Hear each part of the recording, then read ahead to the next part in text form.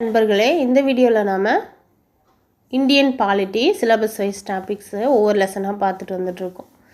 சமத்துவம் பெறுதல் 2வது லெசன். இது 6th சோசியல் புக்கு ஃபஸ்ட் டைமில் பார்க்குறோம். இதில் முக்கியமான பாக்ஸ் கொஸ்டின், முக்கியமான நோட்ஸ் மட்டும் இந்த லெசனில் பார்க்கலாம். ஃபஸ்ட்டு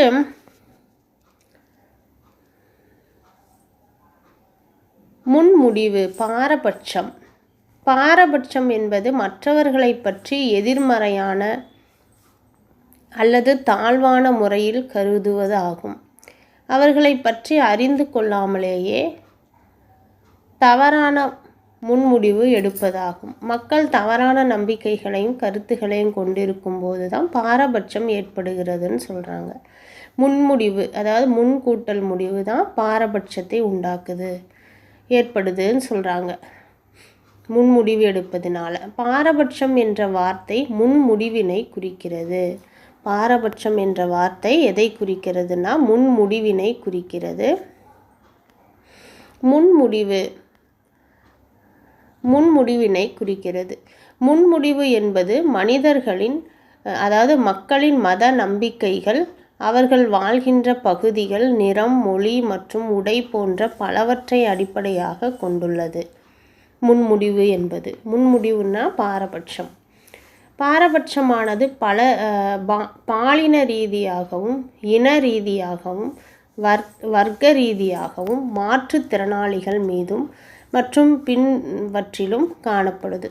உதாரணமாக, கிராமப்புற மக்களை விட நகரப்புற மக்களின் மனப்பான்மை மற்றும் நடத்தையானது நாகரிகமானது என்பது பாரபட்சமாகும். பாரபட்சம் உருவாவதற்கான காரணங்கள். பாரபட்சம் உருவாவதற்கு பொதுவாக சமூக காரணிகள். சமூகம் என்னென்ன அப்படின்னா, சமூகமயமாக்கல், நிர்ணயிக்கப்பட்ட நடத்தை, பொருளாதார பயன்கள், சர்வாதிகார ஆளுமை, இனமைய கொள்கை, கட்டுப்பாடான குழு அமைப்பு, முரண்பாடுகள், இவைகள் 7 தான் பாரபட்சம் உருவாவதற்கான காரணங்களும் காரணிகளுமா இருக்குது. ஒத்த கருத்து. அடுத்தது சமத்துவமின்மை மற்றும் பாகுபாடு.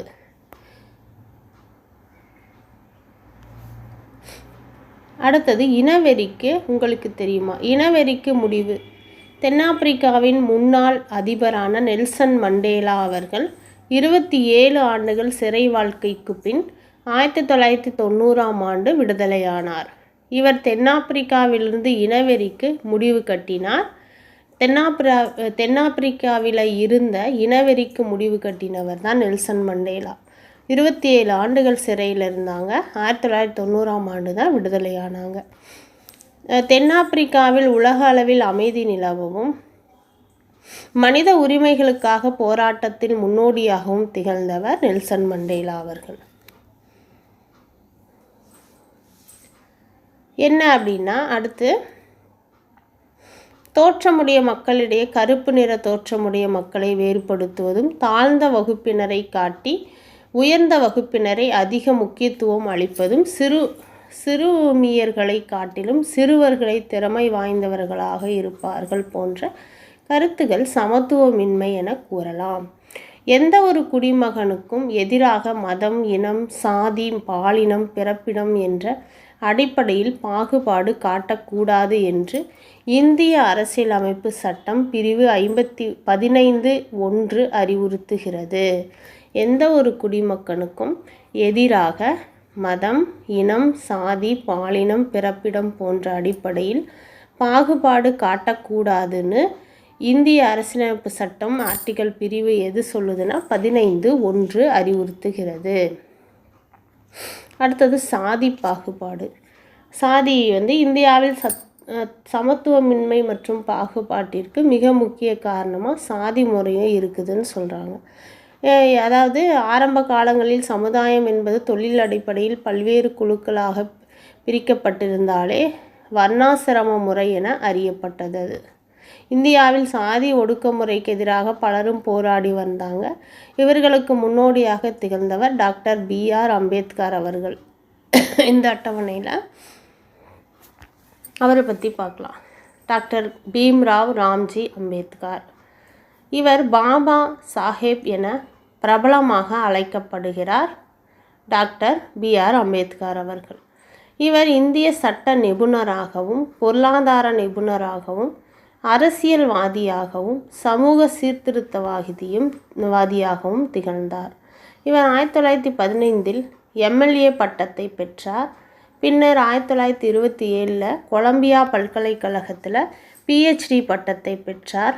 அதற்கு முன்னால் லண்டன் பொருளாதார பள்ளியில் DSc பட்டத்தையும் பெற்றிருக்கிறார்.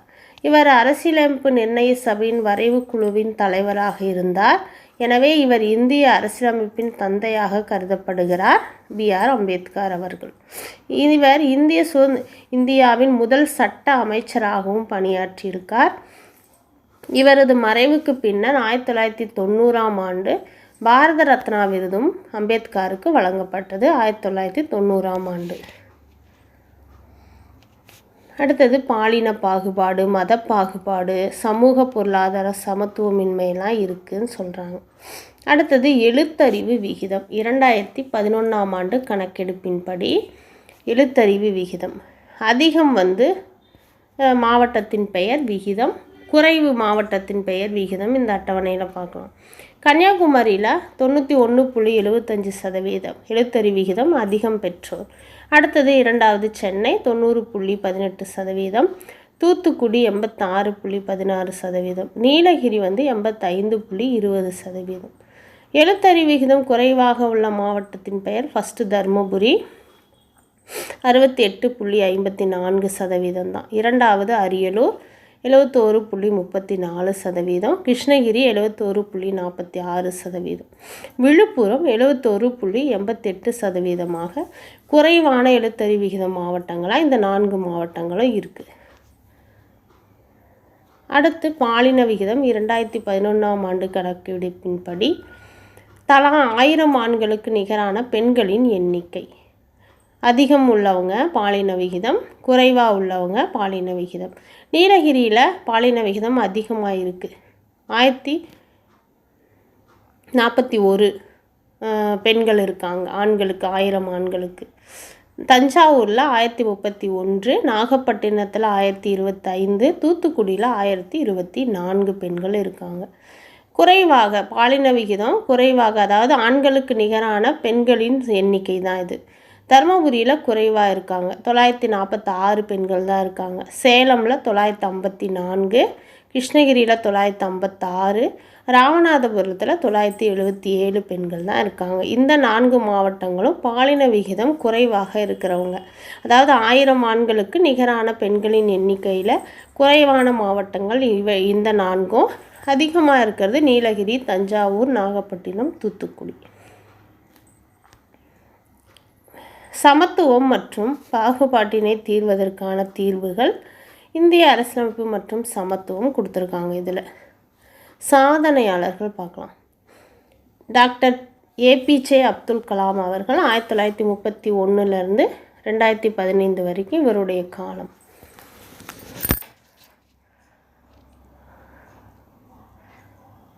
இது திரு விஸ்வநாத் ஆனந்த், இந்தியாவின் முதல் கிராண்ட் மாஸ்டராக வாங்கினவர், சாம்பியனாக விளங்கினவர் இவர். அடுத்தது செல்வி சே. இளவழகி. கேனஸ் நகரில் பாலைசேஸ் விழா போட்டிகளில் தனது முதல் கேரம் சாம்பியன் பட்டத்தை வென்றார் செல்வி சே. இளவழகி. கேரம் சாம்பியன் பட்டத்தை வென்றவர். திரு மாரியப்பன் தங்கவேலு. இவர் நான் பிற மாணவர்களிடம் வேறுபாடு கொண்டவன் என நினைத்ததில்லை என கூறுகிறார். 2018ஆம் ஆண்டு ரியோ பாரா ஒலிம்பிக் ஆண்கள் உயரம் தாண்டுதலில் அந்த போட்டியில் இவர் உயரம் தாண்டி தங்க பதக்கம் வென்றார் தான் திரு மாரியப்பன் தங்கவேலு அவர்கள். மேற்கண்ட சாதனையாளர்கள் பல்வேறுபட்ட பின்புலத்தில் பிறந்து பிரச்சனைகளை சந்தித்து வாழ்வில் சாதனை படைத்துள்ளவர்களாக இவங்க 4 பேரையும் சொல்கிறாங்க. அடுத்து நாம் முக்கியமான பாயிண்ட்ஸ் எல்லாம் பார்த்துட்டோம்.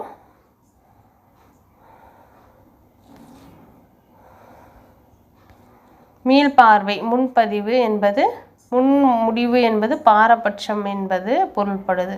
6ஆம் வகுப்பு டைம் 2ல் தேசிய சின்னங்கள் இந்த லெசனில் இருக்க இம்பார்ட்டண்டான பாக்ஸ் கொஸ்டின்ஸ் எல்லாம் பார்க்கலாம். இங்கே பாருங்கள், உங்களுக்கு தெரியுமா தமிழ்நாட்டில் புதுக்கோட்டை மாவட்டத்தில் உள்ள விராலிமலையில் மயில்களுக்கான சரணாலயம் உள்ளது. புதுக்கோட்டை மாவட்டம் விராலிமலையில்.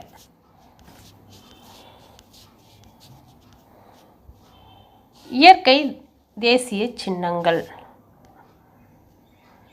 ஆலமரம் இது பெருமையின் சின்னமாகும், மருத்துவ குணம் கொண்டது. ஆலமரம் தேசிய சின்னமாக்கப்பட்ட ஆண்டு 1950. இந்த பக்கம் தாமரை, அதுவும் 1950 தான் தேசிய சின்னமாக்கப்பட்டது. சேற்று நீரில் வளர்ந்தாலும் மிக அழகான மலர்கள் மலர்கின்றன அப்படின்னு பொருள்படுது. அடுத்தது மயில்.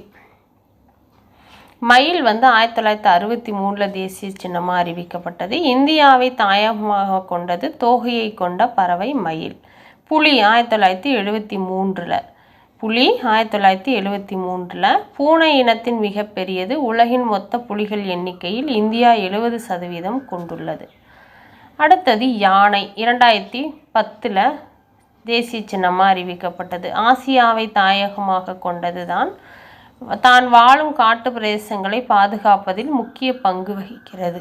அடுத்தது கங்கை ஆறு. 2008 தேசிய சின்னமாக அறிவிக்கப்பட்டது. இது வற்றாத ஆறு. வரலாற்று புகழ்பெற்ற தலைநகரங்கள் இவ்வாற்றங்கரையில் தோன்றி செழித்தோங்கினன்னு சொல்லி இதை கொடுத்துருக்காங்க. அடுத்தது ஆற்று ஓங்கில். ஆற்று ஓங்கில் 2010 தேசிய சின்னமாக அறிவிக்கப்பட்டிருக்கு. தான் வாழும் ஆற்றில் சூழல் அமைவின் நிலையில் உணர்த்தும் கருவியாக செயல்படுகிறது. அருகி வரும் உயிரினமாக உள்ளது. லாக்டோபேசிலஸ் இது 2012 தான் தேசிய சின்னமாக அறிவிக்கப்பட்டிருக்கு. இது ஒரு தோழமை பாக்டீரியா. இது லாக்டிக் மற்றும் பாக்டீரியாக்களின் குழுவில் முக்கிய பங்கு வகிக்குது. அடுத்தது ராஜநாகம், இதுவும் தேசிய சின்னம் தான். அடுத்தது மாம்பழம், அது 1950 தேசிய சின்னமாக அறிவிக்கப்பட்டிருக்கு. கனி மாம்பழம் வைட்டமின் ஏ, சி, டியை அதிக அளவில் கொண்டுள்ளது. பெரும்பாலும் சமவெளிகளில் விளைவிக்கப்படுகிறது. இயற்கை தேசிய சின்னங்கள் அரசால் ஏற்றுக்கொள்ளப்பட்ட ஆண்டுகள் மேலே நாம் பார்த்தோம், கொடுக்கப்பட்டிருக்குது. அரசால் ஏற்றுக்கொள்ளப்பட்ட ஆண்டுகள் இயற்கை தேசிய சின்னங்கள் நாம் இப்போ பார்த்தோம். அடுத்து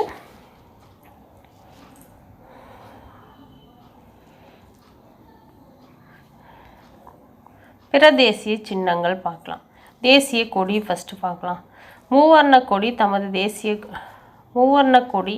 நமது தேசிய கொடியாகும். 3 வண்ணங்களும் சம அளவில் கிடைமட்டமாக அமைந்துள்ளன.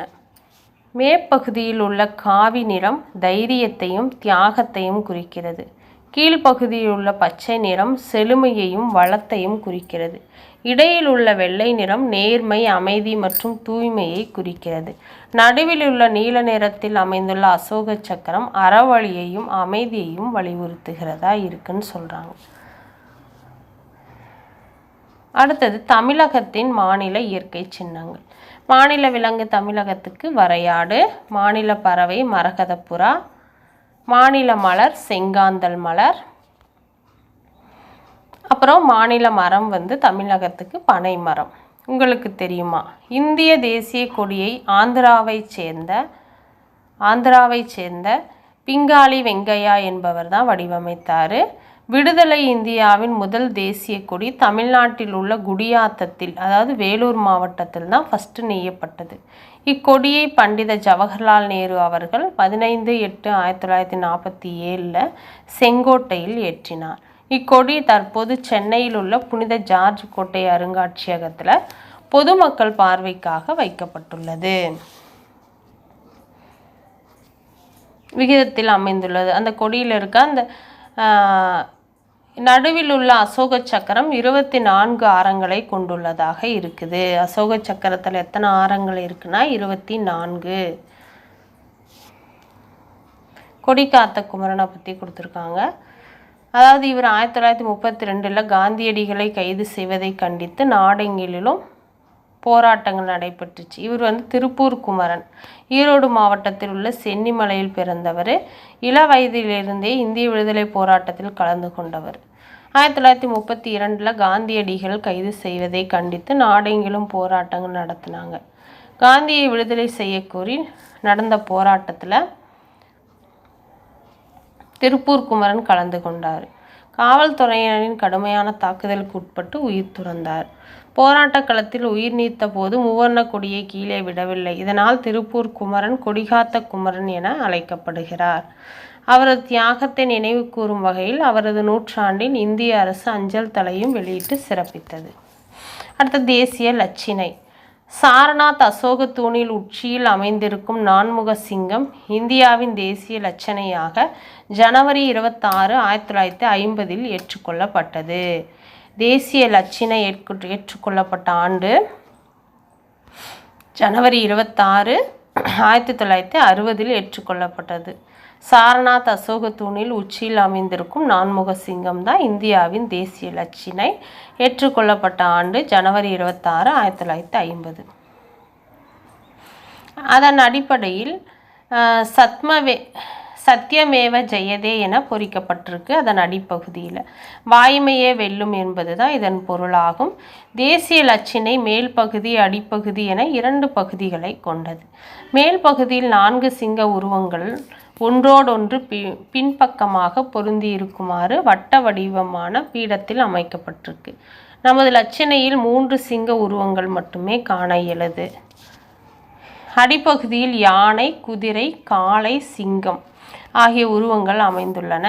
இவ்வுருவங்களுக்கிடையே தர்ம சக்கரம் அமைந்துள்ளது. இந்த லட்சினை இந்திய அரசின் அலுவல் முறை கடித முகப்புகளிலும் இந்திய நாணயங்களிலும் கடவுச்சீட்டுகளிலும் பயன்படுத்தப்படுகிறது. இந்த லட்சினை உங்களுக்கு தெரியுமா? அசோகர் காலத்தில் சாரநாத் தூணின் உச்சியில் அமைந்திருந்த நான்முக சிங்கம் தற்போது சாரநாத் அருங்காட்சியகத்தில் பாதுகாக்கப்படுகிறது. தேசிய கீதம். அடுத்தது தேசிய லட்சினை பார்த்தோம். இப்போ தேசிய கொடியை பார்த்துட்டோம். தேசிய கீதம் அடுத்து ஜனகணமன அப்படின்னு தொடங்குகிற நமது தேசிய கீதமாகும். இது இந்தியாவின் இறையாண்மை மற்றும் ஒருமைப்பாட்டிற்கு அடையாளமாக சின்னமாக விளங்குது.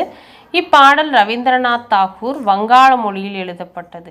இதன் இந்தி மொழியாக்கம் ஜனவரி 24, 1950 இந்திய அரசியலமைப்பு சபையால் தேசிய கீதமாக ஏற்றுக்கொள்ளப்பட்டது. தேசிய கீதம் ஏற்றுக்கொள்ளப்பட்ட ஆண்டு 1950 ஜனவரி 24. அடுத்தது 1911 உங்களுக்கு தெரியுமால டிசம்பர் 27ஆம் நாள் கொல்கத்தாவில் நடைபெற்ற இந்திய தேசிய காங்கிரஸ் மாநாட்டின் போது இந்த பாடல் தேசிய கீதம் ஜனகணமன பாடல் முதலாக பாடப்பட்டது. இங்கே கொல்கத்தாவில் நடந்த இந்திய தேசிய காங்கிரஸ் மாநாட்டில் 1911ஆம் ஆண்டு டிசம்பர் 27ஆம் நாள் பாடப்பட்டது. பாடும்போது பின்பற்ற வேண்டியவை. இக்கீதத்தை தேசிய கீதத்தை சுமார் 5.2 வினாடிகளில் பாட இசைக்க வேண்டும். பாடும்போது அனைவரும் எவ்வித அசைவுகளும் இன்றி நேராக நிற்க வேண்டும். பொருள் புரிந்து சரியாக பாட வேண்டும். தேசிய பாடல் வந்தே மாதரம். வங்க எழுத்தாளர் பங்கிம் சந்திர சட்டர்ஜி எழுதிய வந்தே மாதரம் பாடலின் முதல் பத்தி விடுதலை போராட்டத்தில் முக்கிய பங்களித்தது. இதன் காரணமாக தேசிய கீதத்துக்கு இணையான தேசிய பாடல் என்ற சிறப்பு இப்பாடலுக்கு அளிக்கப்படுகிறது என அரசியலமைப்பு சட்ட நிர்ணய மன்ற தலைவரும் மேனாள் குடியரசுத் தலைவருமான ராஜேந்திர பிரசாத் தான் அறிவித்தார். இப்பாடல் ஆனந்த மடம் என்ற நாவலிலிருந்து எடுக்கப்பட்டது தான் வந்தே மாதரம் பாடல். அடுத்தது தேசிய உறுதிமொழி. இந்தியா எனது தாய்நாடு என தொடங்கும் நமது தேசிய உறுதிமொழியை பிதிமாரி வெங்கட் சுப்பாராவ் என்பவர் தான் தெலுங்கில் எழுதினார். தேசிய உறுதிமொழியை. தேசிய நுண்ணுயிரி. அடுத்தது நாம் அன்றாடம் சாப்பிடும் தயிர் பாலிலிருந்து உருவாக பயன்படுத்தப்படும் லாக்டோபேசில்லஸ் டெல்ப்ரூக்கி எனும் நுண்ணுயிரி 2012ஆம் ஆண்டில் இது தேசிய நுண்ணுயிராக அறிவிக்கப்பட்டது. இந்த பாக்டீரியா வேதிவினை புரிந்து பாலில் இருக்கும் புரதத்தை மாற்றுவதால் தயிர் கிடைக்கிறது. தயிர் செரிமானத்திற்கும் வயிற்று கோளாறுகளுக்கும் குளிர்ச்சி தருவதற்கு அறியப்படுகிறது. அடுத்தது இந்திய நாணயம். இந்தியாவின் அதிகாரப்பூர்வமான பணத்தின் பெயர் தான் ரூபாய். இந்தியாவின் அதிகாரப்பூர்வ பணத்தின் பெயர் ரூபாய். 16ஆம் நூற்றாண்டில் மன்னர் ஷெர்ஷா சூரி வெளியிட்ட வெள்ளி நாணயத்துக்கு ரூபியா என்று பெயர். அதுவே ரூபாய் என்று மருவியுள்ளது. ரூபாய்க்கான சின்னம், இந்த சின்னம் 2010 வடிவமைச்சாங்க. தமிழகத்தை சேர்ந்த டி. உதயகுமார் அப்படிங்கிறவர் தான் வடிவமைச்சார் 2010. தேசிய நாட்காட்டி. பேரரசர் கனிஷ்கர் காலத்தில் கிபி 78 சக ஆண்டு முறை தொடங்கிச்சு. இளவேனில் கால சமபகல் இரவு நாளான மார்ச் 22 அன்று இந்த ஆண்டு தொடங்குகிறது. லீப் ஆண்டுகளில் இது மார்ச் 21ஆக அமையும். சக ஆண்டு முறையையே நமது தேசிய நாட்காட்டி பின்பற்றுகிறது. பிரபல வான் இயற்பியலாளர் மேக்நாத் சாகா தலைமையிலான நாட்காட்டி சீரமைப்பு குழுவின் பரிந்துரையின் பேரில் 1957 மார்ச் 22 முதல் தேசிய நாட்காட்டி ஏற்றுக்கொள்ளப்பட்டது. பல்வேறு வேறுபாடுகளை கொண்ட இந்திய மக்களிடையே நாட்டுப்பற்றையும் ஒற்றுமை உணர்வையும் வளர்த்தெடுப்பதில் தேசிய சின்னங்கள் முக்கிய பங்கு வகிக்கிறது. தேசிய நாட்கள். சுதந்திர நாள்.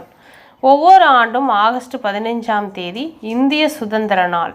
ஆங்கிலேயர்களுக்கு எதிரான விடுதலை போராட்டத்தில் நாடு விடுதலை பெற்ற நாள்தான்.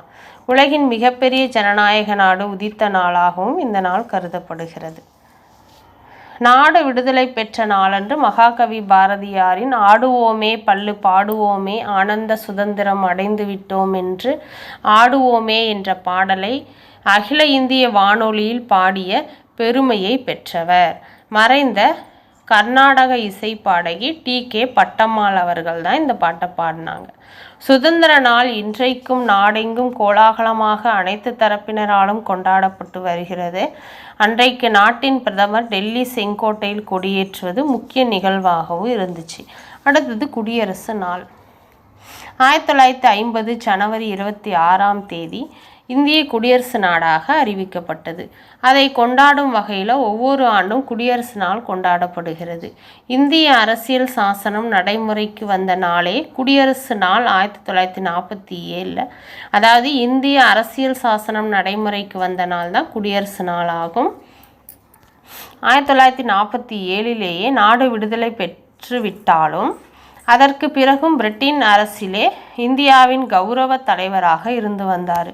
குடியரசுத் தலைவராக அறிவிக்கப்பட்ட பிறகு நாட்டின் முதல் குடிமகன் குடியரசுத் தலைவர் ஆவார். குடியரசு நாளில் அவரே செங்கோட்டையில் கொடியேற்றுவார். உங்களுக்கு தெரியுமா? இந்திய குடியரசு நாளில் 3வது நாளான ஜனவரி 29 அன்று பாசறைக்கு திரும்புதல் என்ற விழா சிறப்பாக நடைபெறும். அந்த நாளில் தரைப்படை, கப்பல் படை, விமானப்படை சேர்ந்த இசைக்குழுவினர் நிகழ்ச்சிகளை நடத்துவர். குடியரசுத் தலைவர் இந்நிகழ்ச்சியின் முதன்மை விருந்தினர் ஆவார். இவ்விழாவின் ஒரு பகுதியாக மாலை 6 மணிக்கு குடியரசுத் தலைவர் மாளிகை மின் விளக்குகளாலும் அலங்கரிக்கப்படுகிறது. எப்போ? ஜனவரி 29ஆம் நாள் பாசறைக்கு திரும்புதல் அப்படிங்கிற விழாவில் குடியரசுத் தலைவர் மாளிகை மின் விளக்குகளால் அலங்கரிக்கப்படுது. குடியரசு நாளிலிருந்து 3 நாள் கழித்து. அடுத்தது காந்தி ஜெயந்தி. தேசத்தந்தை மகாத்மா காந்தியின் பிறந்த நாளான அக்டோபர் 2 தேசிய நாட்களில் ஒன்றாக அங்கீகரிக்கப்பட்டு கொண்டாடப்படுகிறது. காந்தியின் பிறந்த நாளை சர்வதேச அகிம்சை நாளாக 2017 அங்கீகரித்து ஐநா சபை கொண்டாடி வருகிறது. தேசத்தந்தை மகாத்மா காந்தி பிறந்த நாளை சர்வதேச அகிம்சை நாளாக அங்கீகரித்தது ஐநா சபை. 2007ஆம் வருடத்திலிருந்து அங்கீகரித்து கொண்டாடி வருகிறது. இதோட இந்த லெசனில் இருக்கிற முக்கியமான பாயிண்ட்ஸ் எல்லாம் நம்ம பார்த்துட்டோம். அடுத்தடுத்து சிலபஸ் வைஸாக இந்தியன் பாலிட்டி லெசன்லாம் பார்த்துட்டு வரலாம். 6th ஃபஸ்ட் டேர்மில் ஒரு லெசனும் டேர்ம் 2ல் ஒரு லெசனும் பார்த்துட்டோம். உங்களுக்கு யூஸ்ஃபுல்லாக இருக்கும்னு நினைக்கிறேன். நன்றி, வணக்கம்.